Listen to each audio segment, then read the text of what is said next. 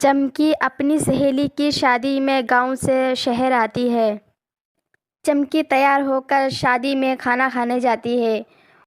खाने में चमकी ज़्यादा कुछ नहीं लेती, कुछ सब्जियां और चावल ज़्यादा करके ले लेती है। वहाँ पर एक लड़का राज नाम का उसकी प्लेट को देखता है। चमकी राज को देखकर बोलती है, अरे काहे को मुझे घूर घूर के देख रहे हो? तुमने कभी लड़की नहीं देखी का? नहीं नहीं, ऐसी कोई बात नहीं है। मैं तुम्हारी प्लेट को देख रहा हूँ। तुमने प्लेट अपनी चावलों से पूरी भर रखी है, थोड़ी पूरी भी ले लो। काहे को हम पूरी ले लें? हम चावल खाते हैं, चावल हमें बहुत पसंद है। हम तो पूरी नहीं खाएंगे। आप मेरी प्लेट को क्यों घूर घूर के देख रहे हो? तुम्हें खाना है, तुम अपनी प्लेट पे ध्यान दो। सारी बात चमकी की राज सुन रहा था और मुस्कुरा रहा था। खाने की प्लेट के साथ साथ चमकी राज को बहुत पसंद आ जाती है और राज अपना दिल हार जाता है। चमकी वहाँ से चली जाती है। कुछ देर बाद सुमन की भी विदाई हो जाती है। राज को चमकी बहुत पसंद आती है। वो अपनी माँ से रिश्ते को बोलता है। उसकी माँ भी राजी हो जाती है।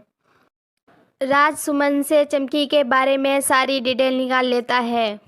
फिर सुमन राज से बोलती है, देखो राज, चमकी गांव की रहने वाली है। वो अपने गांव चली गई है। अगर तुमको उससे मोहब्बत हुई है तो तुम अपनी मम्मी को उसके घर भेज दो रिश्ता लेकर।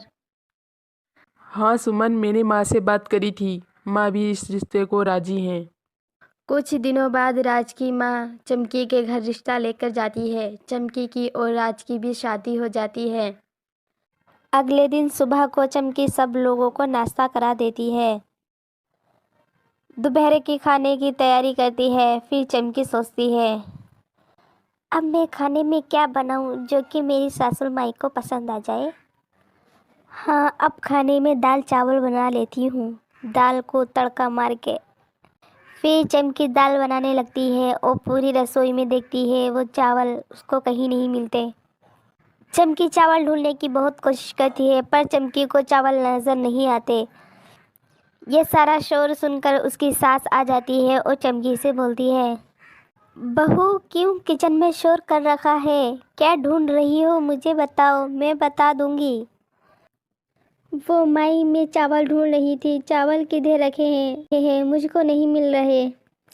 अरे बहू, जब चावल होंगे तभी तो मिलेंगे ना। चावल हमारी रसोई में नहीं है, हम चावल नहीं खाते। ये क्या बात है माई? ऐसे कैसे? तुम बिना चावलों के जी रहे हो सब लोग? हाँ, हम लोग चावल नहीं खाते, हम रोटी खाते हैं। चल चावल मत ढूंढ और रोटी बना दे। ये बात सुनकर चमकी को बहुत गुस्सा आता है और फिर सोचती है, हाय दैया, मैं कहाँ फंस गई? ये तो बिना चावलों का ससुराल है मेरा। मेरे तो चावल जिंदगी है, मैं कैसे रहूंगी? ऐसा करती हूँ, पास में किराना की दुकान है, वहीं से चावल ले आती हूँ 1 किलो। फिर चमकी पास वाली किराना की दुकान से 1 किलो चावल ले आती है और सब लोगों के लिए बना लेती है।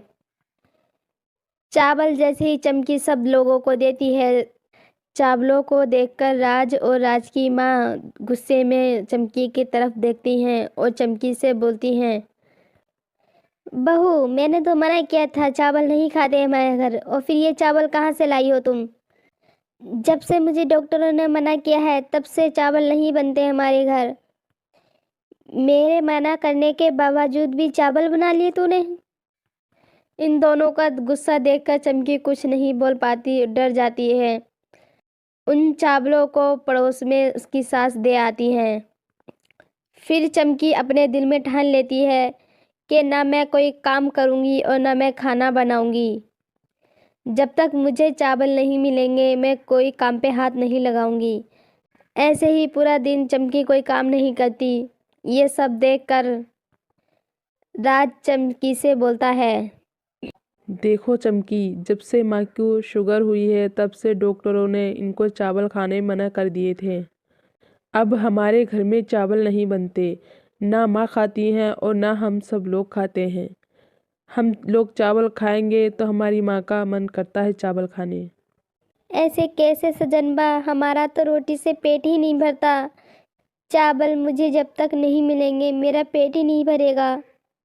आपको तो पता है ना सजनबा, मैं चावल बहुत खाती हूँ, फिर मैं कैसे रोटी खा लूँ। हाँ चमकी, मैं माफ़ी चाहता हूँ, पर माँ की खुशी के लिए तुम मान जाओ ना। अच्छा मेरे लिए मान जाओ।